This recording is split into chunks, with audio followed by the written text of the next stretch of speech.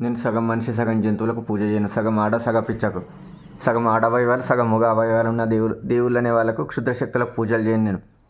మేకలు గొర్రెలు కోళ్ళు బలిమనే దేవుళ్ళకు పూజలు చేయను నేను. పంగనామాలు పెట్టుకొని పందిలాగా పుట్టిన దేవుళ్ళకు పూజలు చేయను. పందిలాగా పుట్టుడు గాడిదలాగా పుట్టే దేవుళ్ళకు వాళ్ళే రాముడు కృష్ణులాగా పుట్టాడు. రాముడు పంది అవతారం, శ్రీకృష్ణుడు కూడా పంది అవతారమే. పంది అవతారం వెళ్ళి విష్ణుమూర్తి అవతారం అంటే రాముడు కూడా పందే కదా, కృష్ణుడు కూడా పందే కదా, గాడిద అవతారమే కదా, పందిలాగా పుట్టి పంది గొద్దెలు పెట్టే అవతారమే కదా. విష్ణుమూర్తి అవతారాలు అంటే రాముని అవతారాలు కదా విష్ణుమూర్తి అవతారం అని. సూలిలాగా ఉంటే కట్ చేసుకొని యోనిలాగా మార్చుకున్న అవతారమే కదా రాముని అవతారం అన్న, కృష్ణుడి అవతారం కూడా. విష్ణుమూర్తి అవతారం అని వెంకటేశ్వర స్వామి, తిరుపతి వెంకటేశ్వర స్వామి గాడని బ్రహ్మోత్సవాల మోహిని అవతారం అంటారు. మోహిని అవతారం అంటే అయ్యప్ప స్వామిని పుట్టించిల్లని.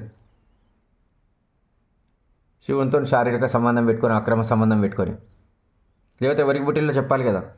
వెంకటేశ్వర స్వామి అంటే మోహిని అవతారం అయినప్పుడు రాముడు కృష్ణుడు పంది అవతారం ఎందుకు కాదో చెప్పాలి కదా. పందిలాగా పుట్టి పంది గొద్దెలు పెడతాయి. పంది గొద్దెలు పెట్టకపోతే ఏం పెడతాయి? దేవుళ్ళు అంటే పందిలాగా పుట్టి పంది గొద్దెలు పెడతారు. భాగవతంలో దేవుళ్ళ లక్షణాలు అంటే గ్రహాలు నక్షత్రాలు బ్రహ్మాండాలు వెళ్తారు పుట్టిస్తూ అంటారు. పందిలాగా పుట్టి పంది గొద్దెలు పెడతారు, గాడిదలాగా పుట్టి గాడిద గొద్దెలు పెడతారు, సగం మనిషి జంతువులాగా ఉంటారు. లేకపోతే మగవాళ్ళ అవయవాలు కట్ చేసుకొని ఆడాలంటే పుసి మొలిపించుకుంటారు, పూగురంధ్రాన్ని మొలిపించుకుంటారని రాసి ఉండదు కదా అందులో. వాళ్ళ ఐటమ్ పెట్టి రాయించుకుంటారు కదా వేదవ్యాసుడు అని వాల్మీకి అని. వేదవ్యాసుడు అంటే ఎవరికి పిల్లలు పుట్టకపోతే ఆమె మీద పండుకొని శారీరక సంబంధం పెట్టి పిల్లలు పుట్టిస్తున్నాడు అన్నట్టు. శారీరక సంబంధం పెట్టుకొని పిల్లలు పుట్టిస్తే ఎవరు పెళ్లి చేసుకుంటారో వాడు పుట్టించిండని చెప్పుకోవాలన్నట్టు వాళ్ళు. వాల్మీకి అంటే రేపులు చేసి మర్డర్లు చేసి ఒక క్యారెక్టర్ అన్నట్టు. దారి దోపిడని అడవి రేపుడు